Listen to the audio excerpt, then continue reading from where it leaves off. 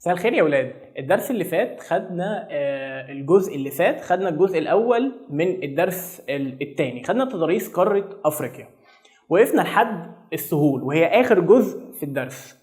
السهول دي يا ولاد انا عندي نوعين من السهول، سهول فيضيه وسهول ساحليه. ايه هي يا مستر السهول الفيضيه؟ السهول الفيضيه زي نهر النيل، حاجه بشرب منها ميه. السهول الساحليه زي البحار والمحيطات. لو احنا هنختصر السهول يبقى السهول حاجتين، سهول فيضيه وسهول ساحليه. طيب يا مستر انا عايز احفظها ازاي؟ هقول لك سهول فيضيه اشرب ميه، سهول ساحليه عوم في الميه. تمام. السهول الفيضيه بيقول لك احنا في قاره ايه؟ احنا في قاره افريقيا. مستر انا زهقت من قاره افريقيا، تضاريس ومساحه وموقع وليله. معلش، في الانهار في قاره افريقيا انا عندي 3 انهار مهمين جدا جدا جدا: نهر النيل، نهر النيجر، نهر الكونغو. يعني انا مطالب مني ان انا احفظهم؟ ايوه، حضرتك مطالب منك انك تحفظهم. ده نهر النيل. ايه ده، هو ماله كبر ليه؟ لا، ما انت مش نهر النيل مقتصر على مصر بس، ده في 10 دول تانيين غير مصر. طيب، نهر النيجر ونهر الكونغو. طيب يبقى انا عندي كام نهر؟ 3. عندي كام نهر؟ 3. نون نيل نيجر، نون نيل نيجر، ونهري الكونغو. طيب بيقول لك الانهار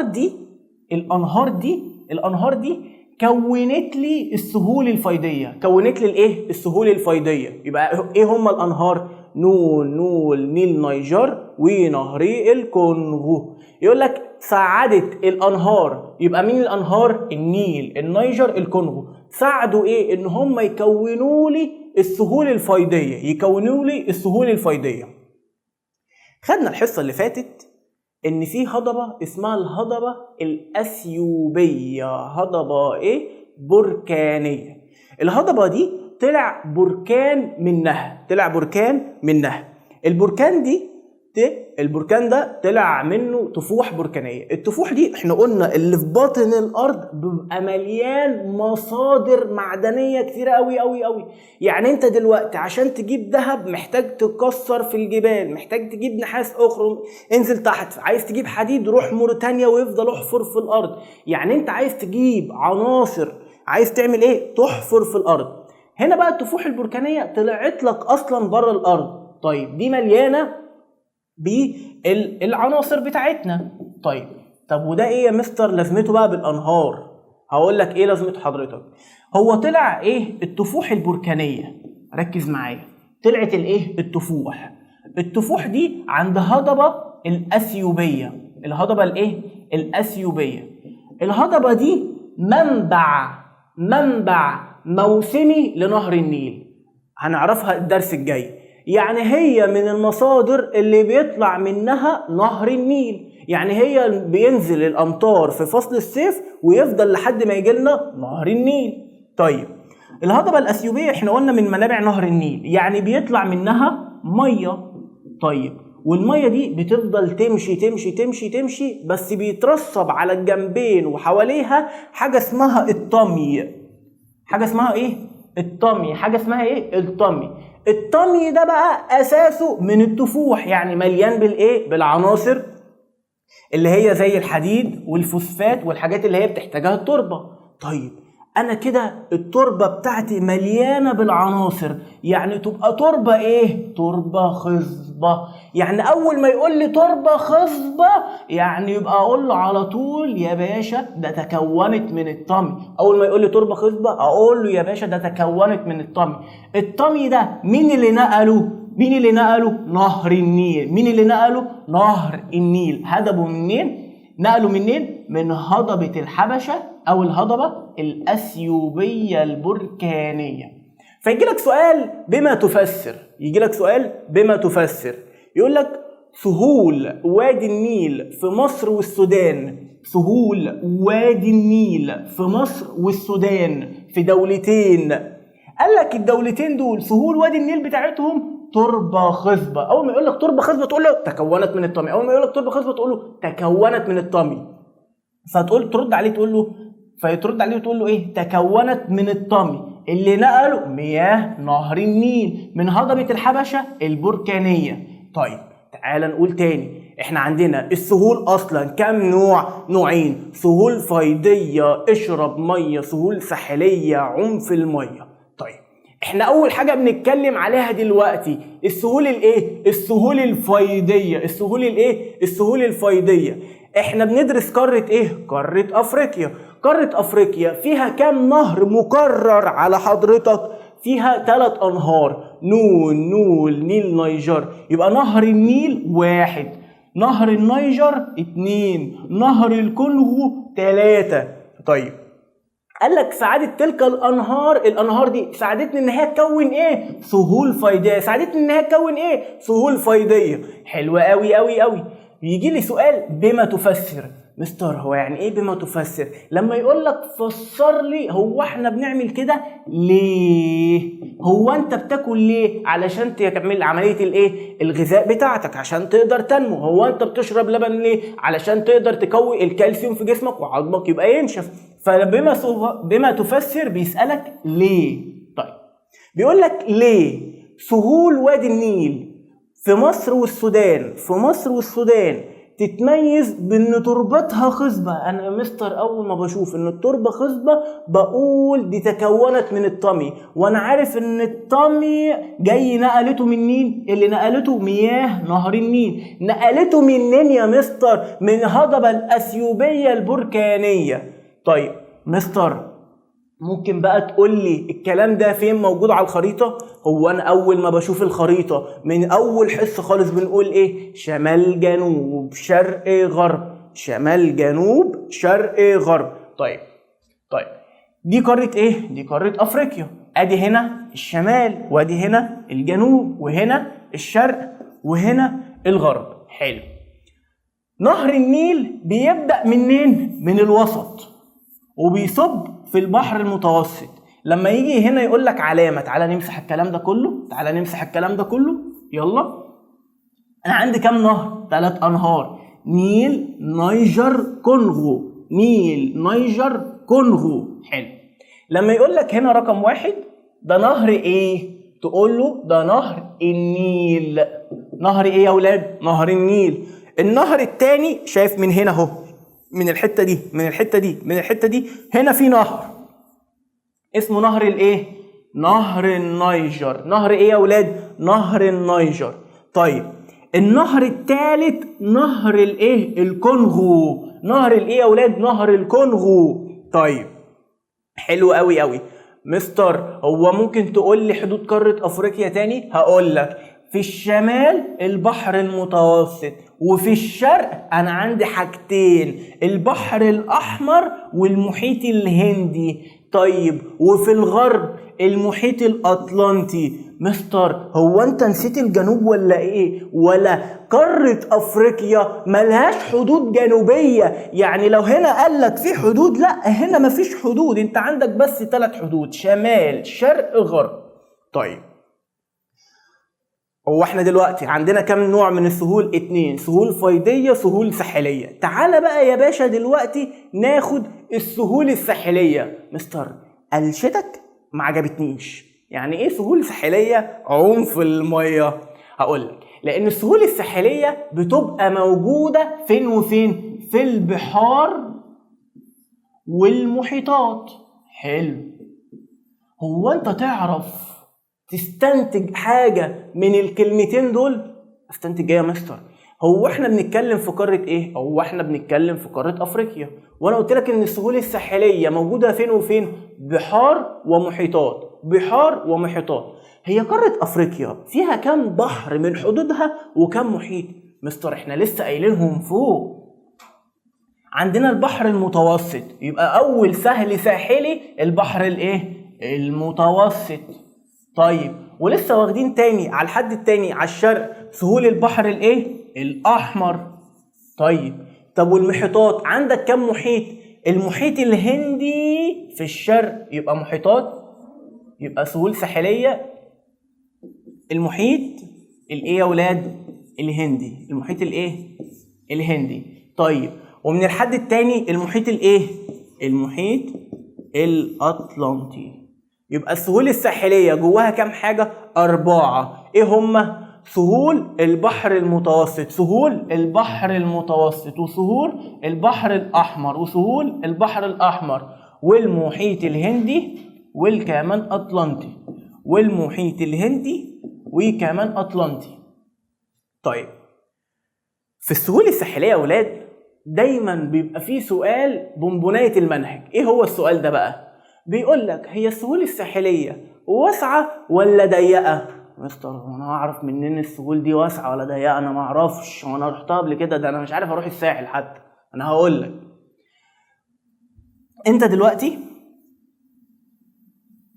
ساكن في عمارة والصف اللي قدامكم فيه عماير، وانت نازل من العمارة لقيت ايه؟ شوية رملة كتيرة جدا جدا جدا. هل مش هنا بتلاقي التكاتك والعربيات عملت زحمة جامد قوي؟ ليه؟ لان هنا الرمل خدت مساحة من ايه؟ من الشارع. يعني الساحل هنا، يعني الشارع هنا بقى ايه؟ ضيق في الجزء اللي فيه ايه؟ في الجزء اللي قدامه الرملة. طيب ما هو ده نفس الحاجة. هو فين بقى السواحل؟ تعال اوريها لحضرتك. فين يا ولاد؟ ادي عندك البحر المتوسط اهو، الساحل بتاعه اهو. حضرتك شايف هنا اي مرتفعات؟ لا انا مش شايف مرتفعات. شايف اي جبال؟ لا مش شايف اي جبال. مستر لا خلي بالك، ده هنا في جبال اطلس في الشمال الغربي. ايوه ما هي في الشمال الغربي لافريقيا في ايه؟ في جبال. معنى كده ان في جبال يا اولاد، يبقى السهول واسعه ولا ضيقه؟ لا ثواني بقى. في الشريط الكبير بتاع ساحل البحر المتوسط السهول واسعه. ليه؟ ما انا ما فيش جبل فوق خالص. ما لو في جبل كان ممكن يعوق مثلا مجرى نهر النيل، لكن مفيش جبال. يبقى السهول الساحلية لقارة أفريقيا في الشمال مالها؟ واسعة، ولكن تضيق عند الايه؟ عند جبال أطلس. فيجي لك سؤال هنا السهول الساحلية. يبقى السهول الساحلية يا ولاد عندك سؤال مشهور قوي يقول لك السهول دي واسعة ولا ضيقة؟ أول على طول ما يقول لك واسعة ضيقة على طول تفتكر الايه؟ الجبال أو المرتفعات. بيقول لك بما تفسر. بيقول لك يعني ايه؟ ليه؟ ايه اللي هو بقى؟ ليه يختلف اتساع السهول الساحلية في افريقيا من منطقة لاخرى؟ يعني سبحان الله، ادي البحر المتوسط اهو او ساحل البحر المتوسط هنا ضيق لكن باقي الشريط واسع. ليه بيختلف المساحة؟ بسبب اقتراب او ابتعاد الايه؟ المرتفعات من السواحل. لو في جبال او مرتفعات هتبقى ايه؟ ضيقه، لكن لو مفيش هتبقى ايه؟ هتبقى واسعه. يبقى تاني بما تفسر يختلف اتساع السهول الساحليه بافريقيا من منطقه لاخرى، هتقول له بسبب ايه؟ اقتراب او ابتعاد المرتفعات من الساحل. طيب اول سهول هناخدها سهول البحر الايه؟ المتوسط اللي موجوده فين؟ في الشمال. طيب سهول البحر المتوسط انت من مجرد الاسم من خلال الشرح اللي احنا شرحناه مستر سهول البحر المتوسط موجوده في شمال القاره. طب ما انت شاطر اهو، ما انت بتعرف اهو. امال ايه بقى؟ ما بعرفش وما بذاكرش وما بحلش الواجب والدنيا معاك متقفله بقى؟ لا. طيب ايه هي بقى مميزات سهول البحر المتوسط؟ بتتميز بايه يا مستر؟ ده على طول الساحل مفيش جبال خالص، ده الجبال موجودة في حتة واحدة بس اسمها جبال أطلس. طيب بيقول لك الاتساع في شمال مصر، الاتساع في شمال مصر. فيجي سؤال هنا يقول لك بما تفسر الاتساع في شمال مصر. هتقول له ليه؟ هو ليه بتبقى الدنيا واسعة؟ عشان مفيش رملة، عشان مفيش جبال. يبقى العدم وجود جبال ايه؟ او مرتفعات. طيب ممكن يعكس لك السؤال، يعكسه لك ازاي؟ يقول لك ما النتائج المترتبة على ان في شمال مصر مفيش جبال او مرتفعات؟ مفيش جبال يبقى سهول واسعة، يبقى العلاقة بينهم ايه؟ عكسية. طيب يقول لك سؤال تاني بما تفسر، فسر لي ليه بتكون السهول بتاعه البحر المتوسط ضيقه فين؟ في المغرب العربي. يا واد لو ذاكرت الحصه اللي فاتت هتعرف ان المغرب فيها جبال ايه؟ فيها جبال اطلس. فيقول لك ضيقه، اول ما يقول لك ضيقه يبقى فيها جبال، اول ما يقول لك ضيقه فيها ايه؟ جبال. يبقى واسعه ما فيهاش جبال، ضيقه فيها جبال، واسعه ما فيهاش جبال. يبقى تاني بيقول لك بما تفسر ليه السهول في البحر المتوسط بتكون ضيقه في بلاد المغرب العربي؟ بسبب ايه؟ اقتراب جبال اطلس. وهنا بقى ما ينفعش تقول له جبال وخلاص، ما انت حضرتك خدت الجبال نفسها فلازم تقول اسمها. طيب بسبب اقتراب جبال اطلس من الساحل. طيب الكلام اللي جاي ده هيبقى شرحه في الوحده الثالثه، كل اللي عليك بس دلوقتي انك هتحفظه او تعرفه بس، لكن موجود عندك في الوحده الثالثه. بيقول لك في وجود نباتات طبيعيه، جميل، في محاصيل زراعيه، حلو، وبتعتمد في زراعتها على الامطار الشتويه. طيب تعالى تاني، سهول البحر المتوسط سهول فيضيه ولا سهول ساحليه؟ سهول ساحليه، حلو. طيب البحر المتوسط، سهول البحر المتوسط موجوده فين؟ موجوده في الشمال. تتميز بايه؟ بالاتساع. ليه؟ لعدم وجود جبال او مرتفعات.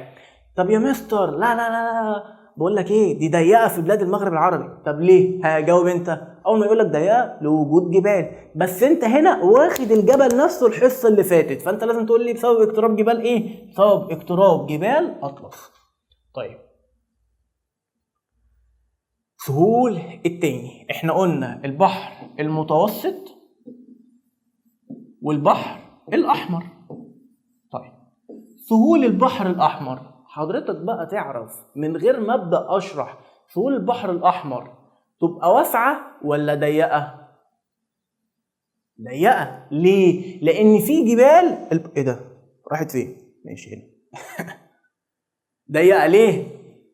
بسبب ان في جبال ايه؟ جبال البحر الاحمر من الساحل. يبقى انت مش لازم كل حاجه تحفظها، في حاجات ممكن تفهمها، في حاجات ممكن نفهمها.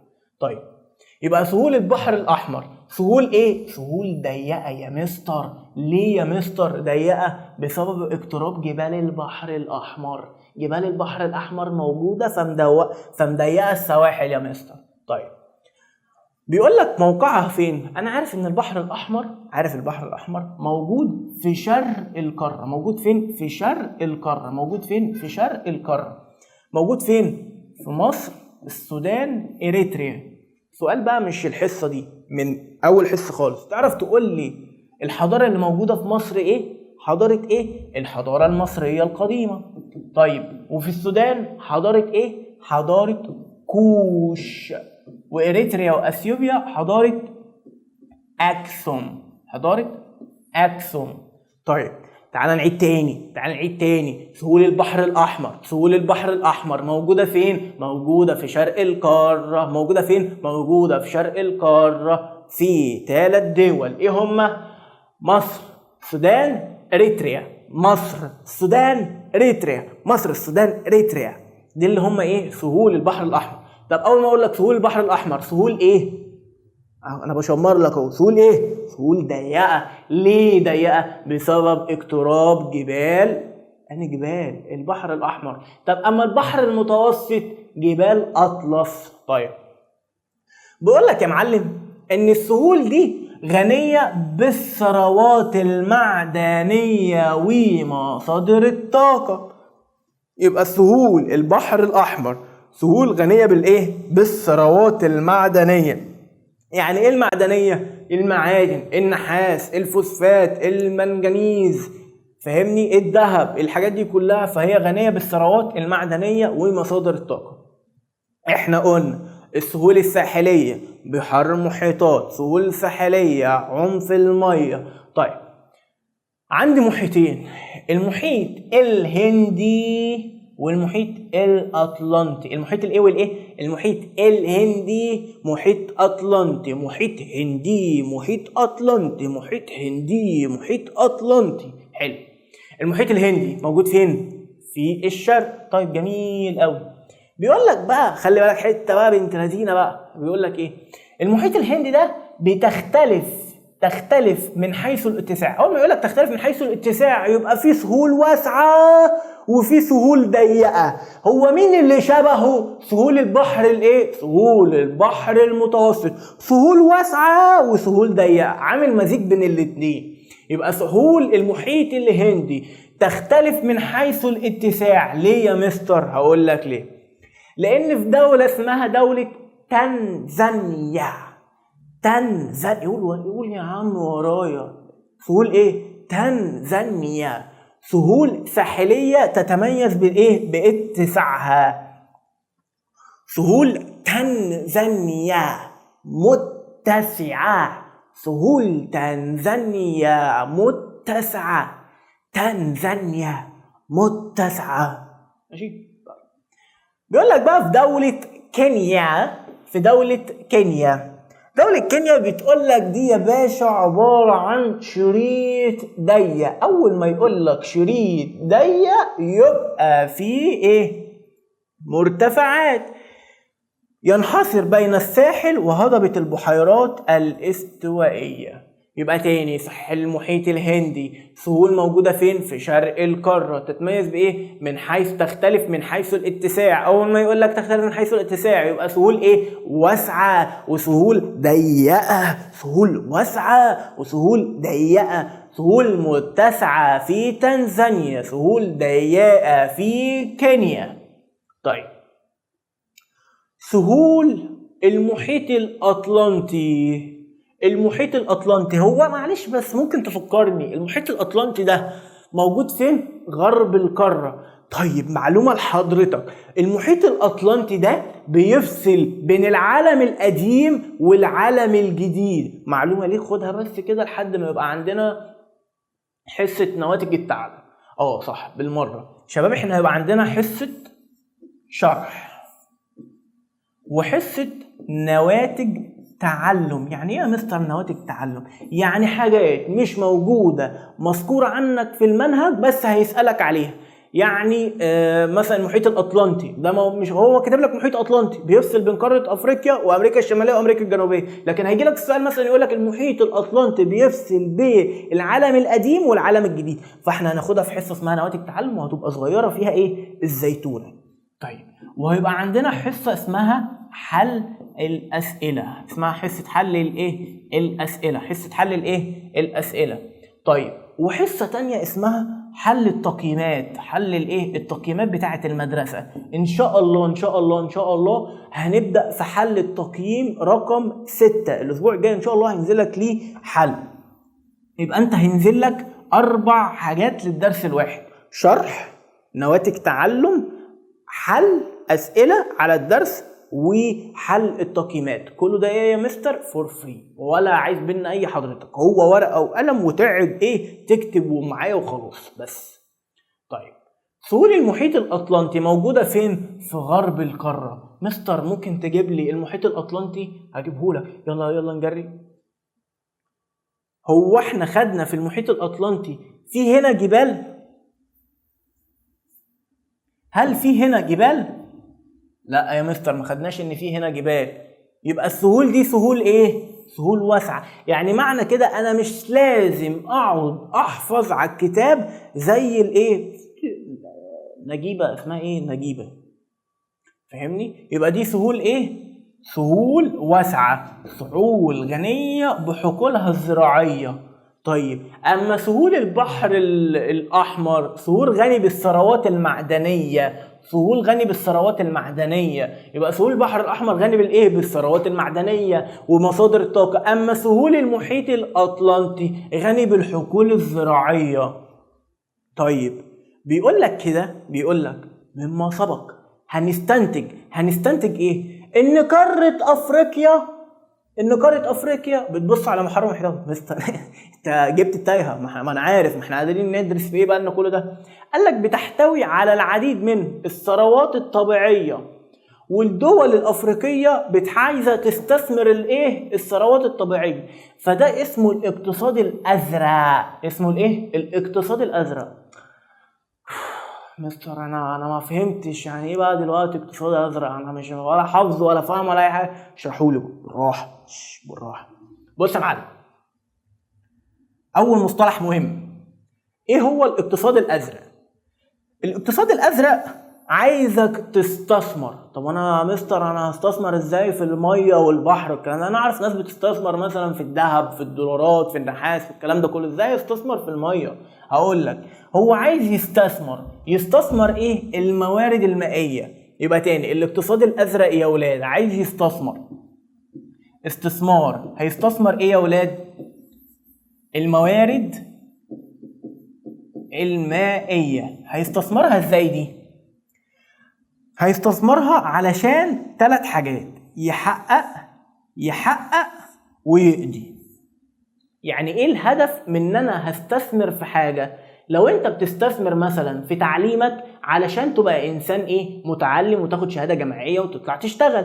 لكن ايه بقى الفايده ان انا عايز اعمل الاقتصاد الازرق؟ شباب احنا عايزين نبقى مكفيين نفسينا، احنا المصريين، لا احنا القاره الافريقيه، عايزين يبقى عندنا المحاصيل الزراعيه بتاعتنا احنا، مش عايزين نروح نستورد كل حاجه من القارات التانيه. فعايزين نعمل ايه؟ تحقيق الاكتفاء الذاتي من الغذاء والمحافظه على النظام البيئي. عايزين نحقق ايه تاني؟ عايزين نحقق التنمية المستدامة، يعني يبقى فيه كل حاجة مستدامة، مش كل حاجة ممكن تنقرض. طيب عايزين كمان نقضي على الفقر. ما احنا لو حققنا الاكتفاء الذاتي، حققنا التنمية المستدامة، فطبيعي هنقضي على الفقر. مستر ممكن معلش ممكن تقول لي التعريف تاني وتكتبه لي بالراحه؟ هقول لك حاضر. اول حاجه، الاقتصاد اللي عندنا لونه ايه؟ لا قصدي نوعه ايه؟ الاقتصاد الازرق. طيب الاقتصاد الازرق قايم على ايه؟ على الاستثمار. حلو. احنا عايزين نستثمر ايه يا ولاد؟ عايزين نستثمر الموارد المائية. طيب علشان نعمل ايه؟ 3 حاجات. عشان نعمل ايه؟ 3 حاجات: نحقق تحقيق والقضاء. طيب عايزين نحقق اول حاجة، عايزين نحقق الاكتفاء الذاتي، يعني نبقى مكفيين نفسينا من كل حاجة. ويا شباب وتحقيق التنمية المستدامة، وكمان عايزين نقضي على الفقر. لما يبقى حققنا الاكتفاء الذاتي وحققنا التنمية المستدامة يبقى هنقضي على الفقر. طيب عندنا اخر حاجتين خالص، ان احنا عندنا جزيرتين مهمين جدا: جزيرة مدغشقر ودي اكبر جزر القارة، جزر القمر ودي بتقع شمال غرب جزيرة مدغشقر. وهنا يا ولاد احنا خلصنا اول درسين شرح تفصيلي وكل كلمة في الكتاب. ان شاء الله كده هنشرح الدرس الثالث على جزئين. عايزك بقى تبقى مصحصح ومفوق معايا. يلا باي باي.